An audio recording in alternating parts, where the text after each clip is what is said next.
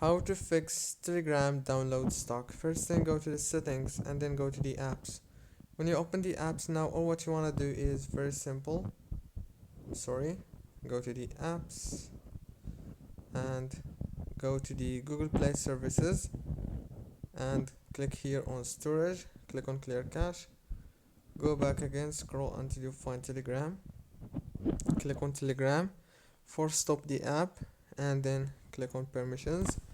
Make sure to enable all the permissions, especially the storage permission. Go back and then click on storage here. Click on clear cache. Click on clear cache. Go back again and now restart your mobile phone. If the problem is not solved yet, then you may have to delete Telegram and re-download it. Don't forget to like and subscribe.